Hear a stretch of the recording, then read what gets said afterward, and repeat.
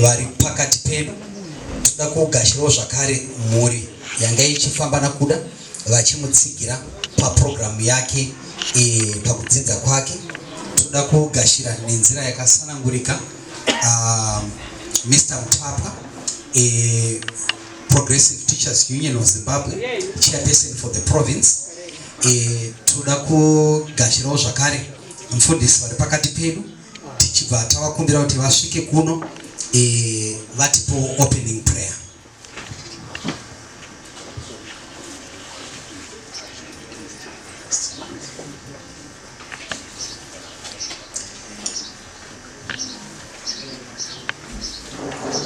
Tinoda kutenda priest vari pakati pedu Father Matambo.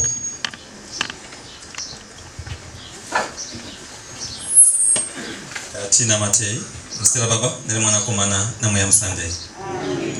Bataungana kukutenda hii.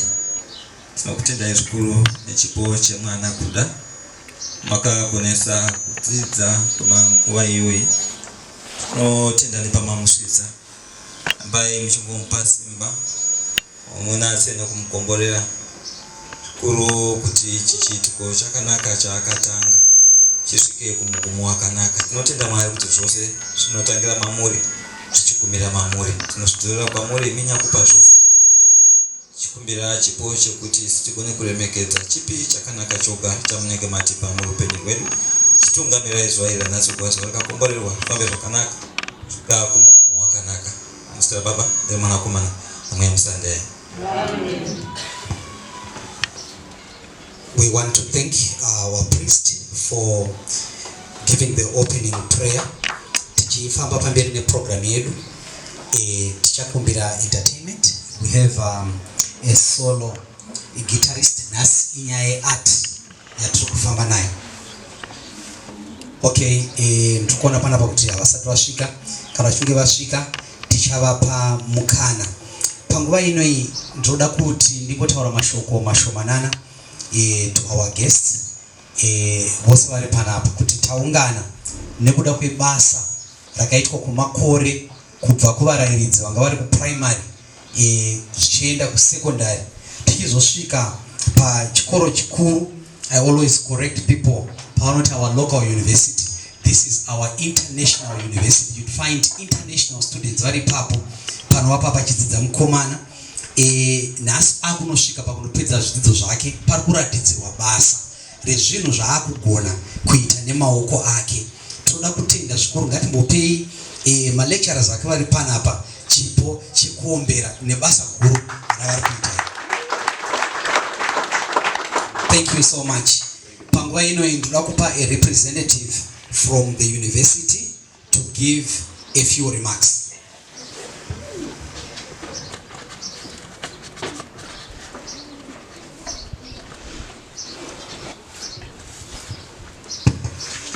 Makadini vabereki nevana vechikoro vari pano, ndoda kutenda nenguva yatapiwa yekuti titaure takamirira university. Normally given an opportunity as a teacher, the natural thing is you want to teach that. So tichambopinda muka lesson bicha tichidzidzisana the different programs that we offer as a School of Art and Design. Kuine mukomana ari kuexhibita muzvara nhasi. We have 4 degrees that inadzo to this school. The first degree that inonzi Visual Communication and Multimedia Design. Rinova iro ranga richiitwa nakuda. This particular program focuses on the use of technology to communicate. Maybe e-broadcast, whether kushootwa kwemadrama, kwema-movies, ma-adverts atinoona pa-TV, cover as well as things like photography, web design, graphic design. Enable kuti makambani akwanise kumarketa products akasiyana-siyana right now, kana kuti also designers akwanise communicate zvakasiyana siyana. That's visual communication multimedia design. The other degree program ratinaro rinonzi creative art and industrial design. This degree focuses on the creation of products that are used in our day-to-day lives. Takagarira pamachairs atakagarira, it took an artist or a designer to come up with the concept of chain of an yakaita say. Normally when we buy furniture, patotenga midzo yemumba hatingoitengi nekuti inokwanisa kushandisika, ndizvoka tinototarisa kuti sofa rakanaka here kana kutoti room divide yakanaka here. Saka kakunaka ikako kacho kanoitwa nevanhu vanonzi creative artists. Vanounza kuti besides function yechinhu, besides kuti chei chagarirwa inofanira yakaita sei yakanaka. So that's the other degree program ratinaro, where we teach my students to be able to come up with my products akasiyana siyana. It could be chairs, it could be beds, sofas, it could be anything, even kusvika kumotikari chaiko. Kuti it's not just about kuti mota ngaifambe nemavhiri, but inofanira yakaita sei ichiyevedza pakutaridza. Rimwe degree program ratinaro rinonzi fine art. Now fine art, vazhinji ndofunga ndo yatakakura tichingozwa kuti art yataifungidzira kuti art kunongotwa zvekudrowa. But fine art, maybe kuti tidzidzisane, is not just about drawing.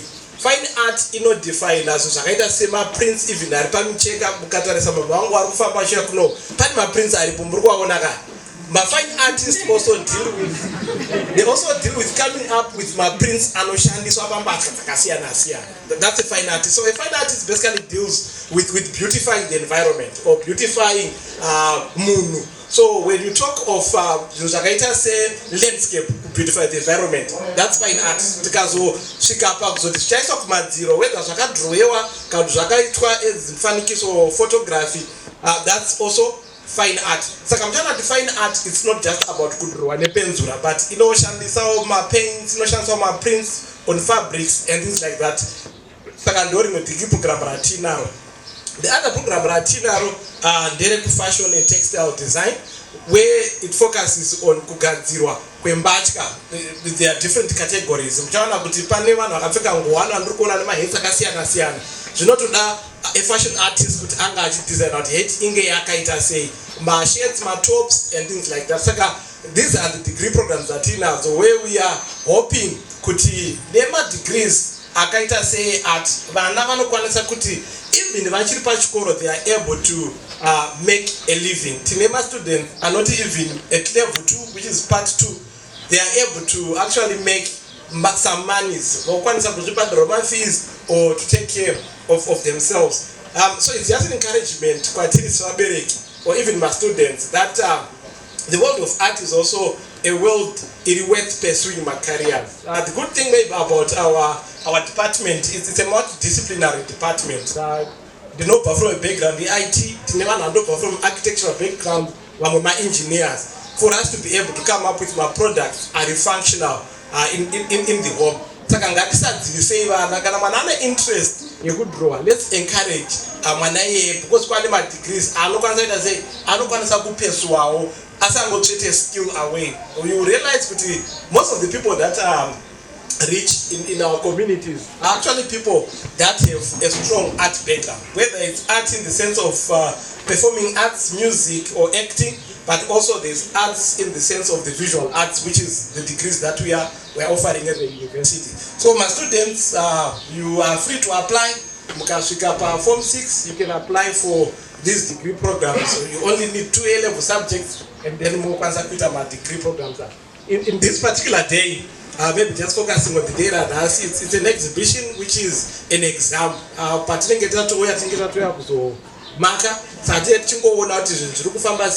And we are hoping that with this particular exhibition, achakwanisa kuti apase ubvudzo dzake and be ushered into the world. Newawo mashoko tinoti tatenda.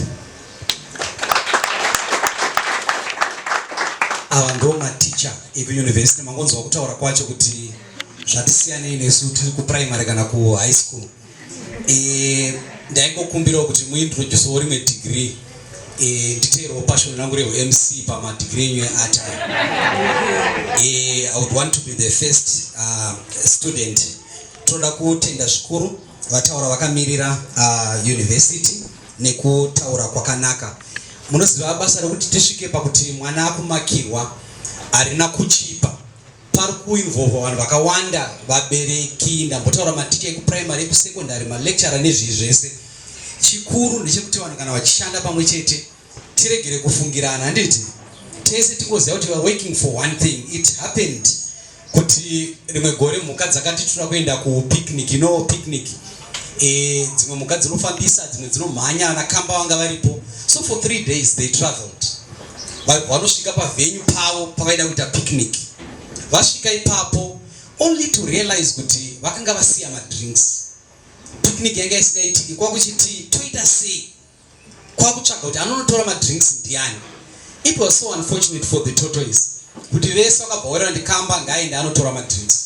Saka kamba akafunga speed yake akambokomplaina akaona kuti ish, hapana kwandiri kumboenda. Dzobva kamba abvuma hake kuenda. Saka kamba akabva aenda dhere kutanga, vanhu vakamubva kuti kamba akasiya ataura akati please musandirasisa, musavhura kana chii chikafu svika ndadzoka. Saka dhere kutanga rakapfuura, vanhu vakatarisa kamba, rechi2 kana rechi3 kamba asati adzoka. Munoziva vana shumba anokuona zvakanzi we cannot wait for kamba, ngatitorei madrinks. Saka shumba akati achingobata drink rekutanga kudai so, kamba vachabudika nepasi rino zvakanzi I knew it, you're not going to wait for me. Kwakuona vese kuti picnic iya hapana chafamba, because kamba haana kutrusta vakasara. Vatuma kamba havana kumutrusta. Toda kutenda kuti all the partners pana kuda hapana ngachifungira mumwe, handiti? Tasvika panapa kuti takuita mwana akuwana the final presentation yake. I want to take this opportunity to introduce a very important person in our midst, who is our guest of honor today.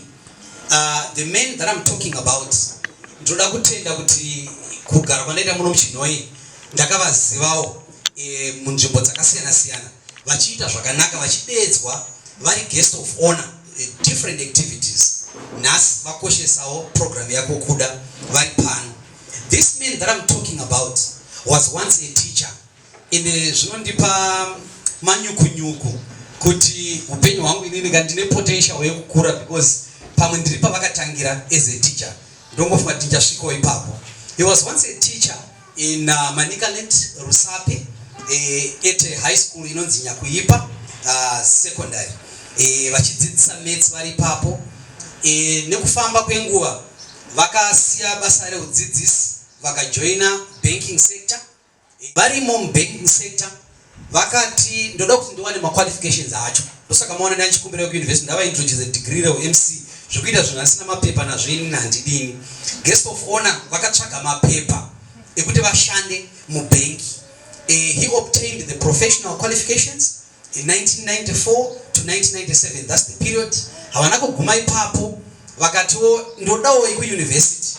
Vakaenda kuUniversity of Zimbabwe vachipeswa zvidzidzo zviri professional zvine chekuita nezvemabanks. Vakashanda muma different branches.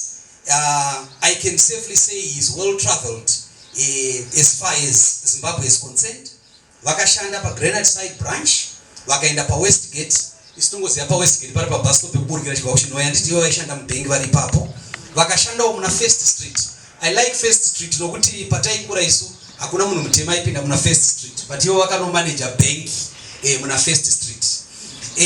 Ndinofara kuti currently he is not just an ordinary banker. He is the district manager in Mashonaland West, not in charge of a branch, but in charge of branches. Ndiwo mkuru weZB bank branch in Ngezi, Murombedzi, pane bank riri pachikoro pakati, varozvo mkuru branch riri mutown, Karoi, Kariba and Chirundu. The man that I'm talking about is none other than Mr. Zidoche. Mr. Zidoche, mungasimuke vanhu vakuone. Kudzidza kwakanaka. Mabanki vanogona kutoasiya nhasi kuine mari nyowani vachinga zvakakosha izvi. Toda kukutendai Mr. Zidoche, ibva matora mukana kuti mudeliver kutaura kwenyu. Thank you, ED, Events Director. Before I go into my speech, the grand cautious lecturer wedu Pachino University. Ndine mwana akaita the same program creative art and design. What he did, ndoda kukupai kukosha kwakaita, handisandapinda muspeech yangu ndibatise zvakanaka. Baba vacho vakamutumira kuChinhoi, ashaya nzvimbo kuAfrica University ndokumutumira kuChinhoi. Ndikati degree ndakwanise kuona pana kunonzi creative art and design. Ndakanoona vachikore nevamwe vana Mr. Nyambaya kana vandichiri kuyeuka and the late Dean Pashapa. Ndokutigara nawo pasi ndokutsanangurira nyaya inonzi creative art and design. Ndikainzwisisa. Baba vacho takaita almost 9 months tisingatauri tese. Zvikanzi mwana wangu unoti aite creative art and design anozoitei muupenyu. Ndakaita 9 months tisingatauri nawo. Little did I know that I'm opening something. Musi wakaita exhibition yake paKati Hotel. I called the parents, takatobva tese kumusha. Takaenda kumusha tikauya tese, tikati hande munoona zviri kuita mwana. They were shocked. Patiri kutaura kudai so, akashanda kuZim Papers, akasiya basa. Akati iri basa handichada, ndokubva apiwa rimwe basa kuZMDC. Kwanotambira mari inini, I think ndotopinda mumari yake times 10. As we speak right away. Ma contract anowana ekuita zvimwe zvinhu zviri outside the normal working ngirigiri yake ka atichatauri. Saka this is the importance yedegree riri panapa. Wakaita hako mwana wangu wakachoose degree. The parents who pushed the mwana kuti aite degree, ma lecturers ndoda kutendai. It's a very powerful degree. Some of these guys are working kunana Namibia, France, Italy. Ne degree rori. Zvese zvamuri kuona zviri kutaurwa panapa is through creative art and design. It's a very powerful subject. Saka ndiri kuti vana vechikoro torai izvi, ndiri kufara nekuti tine vana vari panapa. Take this seriously. My events director, ndoda kuona paChinhoi pechibuda vana vakawanda vari kuita creative art and design. Ndinoikoshesa. That's why ndauya pano. Because I know the importance yacho. Let me go into my speech. Distinguished invited guests, ladies and gentlemen. I feel greatly honored and privileged this morning to have been invited to come and officiate the opening of the Creative Expedition exhibition. Before I proceed, let me take this opportunity to thank the curator for giving me this opportunity. I would like to express my gratitude to Mr. Mutapwa, Chairperson of PTUZ, Mashona and West, our Master of Ceremony, the Ambassador of the USA, Mr. Brian A. Nichols in absentia, Mr. Mafusire and the Chinhoi High School Art Class, the Chinhoi University of Technology Department of Creative Art and Design, Dr. Mzenda, the Dean, Mr. Dewa, the Departmental Chairperson, and all its staff. Special thanks go to Mr. Chikore and Dr. Chivanga, the exhibition course coordinator and supervisor. My great thanks on behalf of Kudakwashe to you for attending this exhibition. Creative art is a journey that takes you through different paths and experiences. The title of the exhibition, Creative Expedition, explains that curator went through a creative journey over 4 years to reach this point. The creative journey which led the curator to realize artworks that include photographs, motion, graphics, drawings, paintings, and more. Zvandiri kutaura izvi ndezvekuti it's a journey of 4 years. Mukaona uchitamba nechoko nependi munozviramba ini. Kuti mwana chii chaanoda kuita. Pendi vanotenga pendi dzinodhura, zvakawanda zvinodhura. Zvavanonga vachiita for the 4 years. Ukaenda kunongoti vari kuita zvinhu zvemanga-manga. But it's done over 4 years. This exhibition is showcasing the different areas of visual communication and multimedia design that the curator studied and is portraying his passion in his area of specialization, which is filmmaking and photograph. The curator has created artworks that are mind-opening and will leave you with a better perception of art. I appreciate this idea and congratulate the productive idea of promoting art in our country. Special thanks to CAT. You are the first university.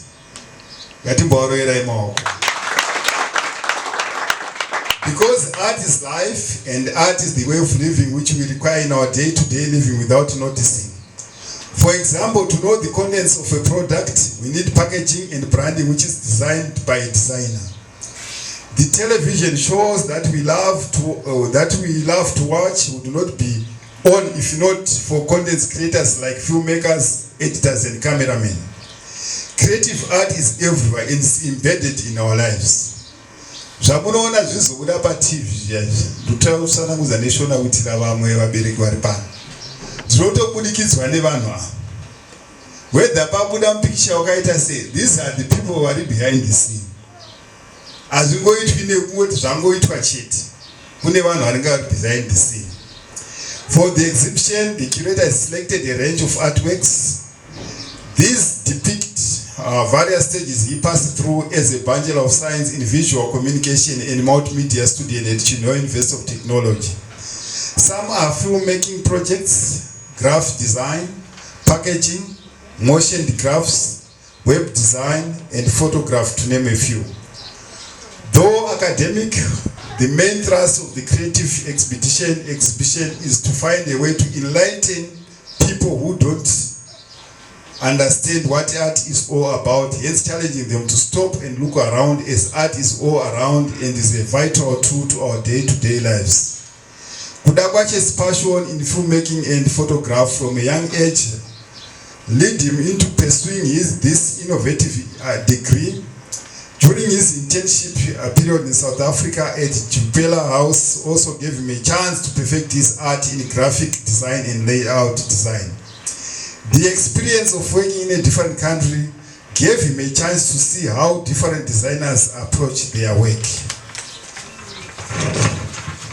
Finally, as the title of the exhibition states, I hope for all you will go on a creative exhibition as you view these artworks and leave this place with a sense of enlightenment and better perception of art. To the parents, to the lecturers, to the peer groups who gave him support, I want to thank you very much for this support.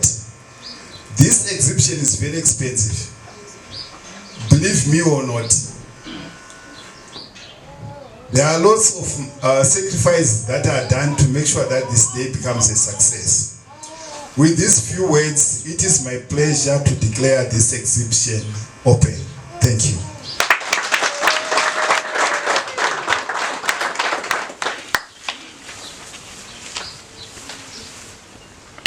Thank you so much, Mr. Sidoche. What a moving speech. I think ndala ku apply kuita zve artists zve MC achadi ndovimba kuti ndino qualify. I'll be sending in my application. I want to take this opportunity to introduce. He's now a man, the man himself.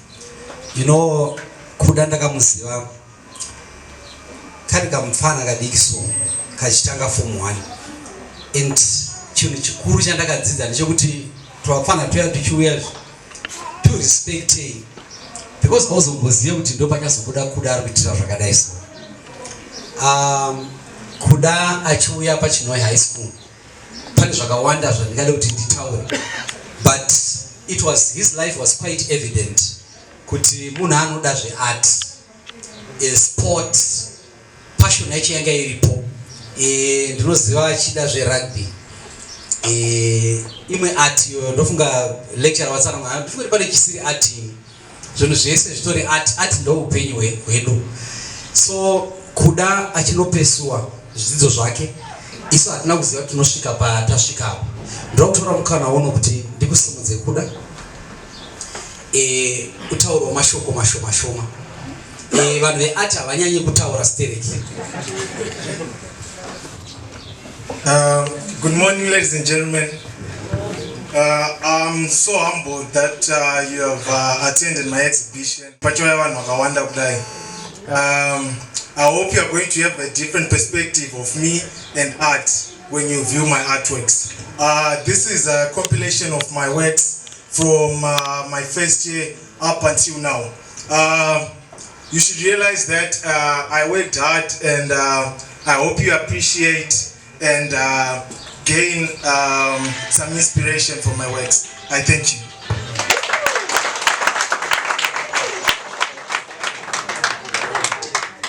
Kutaura kwate itauku art anoratidza kuti akadzidziswa art munoverema maoko.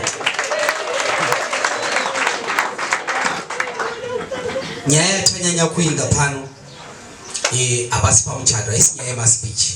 Toda kuona basa rakanaka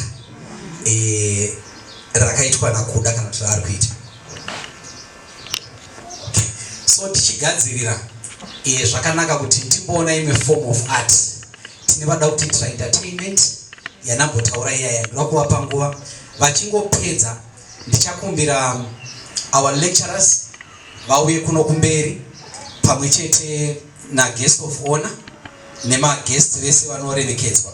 Ndo vachatanga kupinda vachiona tese tozowana mukana kuti tione basa redu.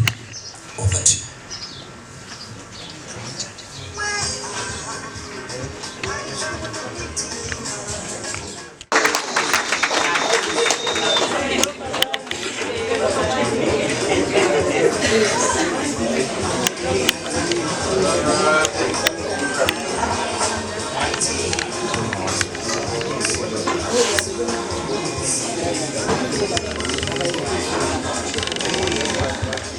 Tite chinhu chimwe tiri tose.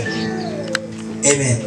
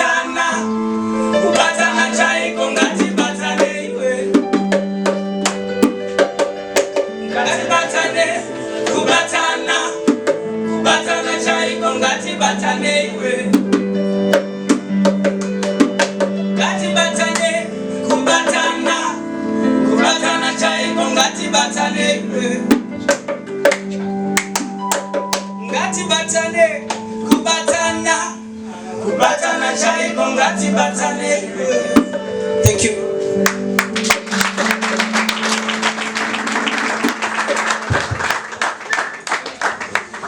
Vamwe vanhu vanoimba ava vanoita zvekurira. Ini ndakagara ndangozviona kuti mustreet munomu hamuna kumira zvakanaka. Vakomana vanobva mustreet iro rimwe chete riri kubva kudai. Ukasangana navo vari muqueue matiye mungazoziva ndo here vakomana ivava. Tinoda kutenda chaizvo the Kamuchanyu brothers. Time ndo yangotiitira shoma. Vane zvakawanda zvavanoita. Makasunga kuvadedza kumafunctions enyu vachikuitirai, but isu nhasi tirikungoti muzive kuti art inoreva zvakawanda. Zvavanga vachiita izvozvo izvi inonzi art. Panguva ino isi kutaura kwandamboita nguva yatanga takamirira yakwana. For our bathrooms tinoshandisa entrance iyi topinda mu exhibition room. Mu passage, the first door is for the ladies, the second door for gentlemen. Ndichakumbira ma lecturers vasvike padhuze kuda uya uende pautungamiriro. Ndichakumbira mutisiro kamanzi kakati pfaviriswa.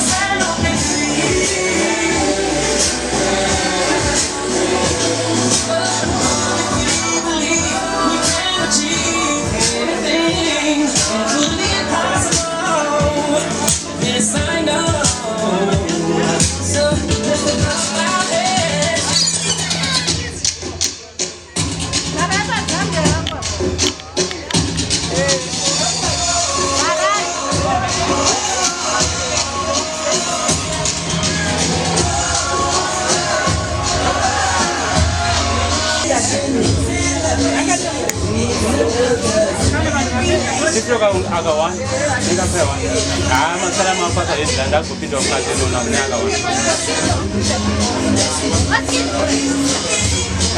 Kangano.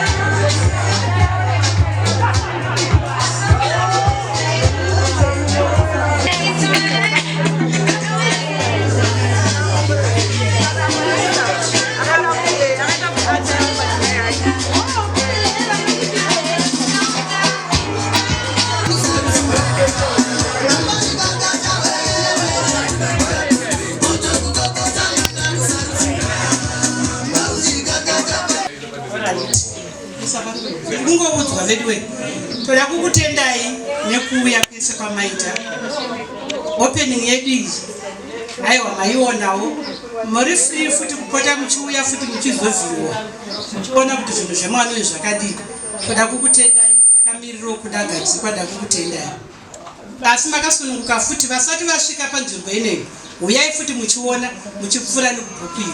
Tsigirei tiri kuida maita henyu.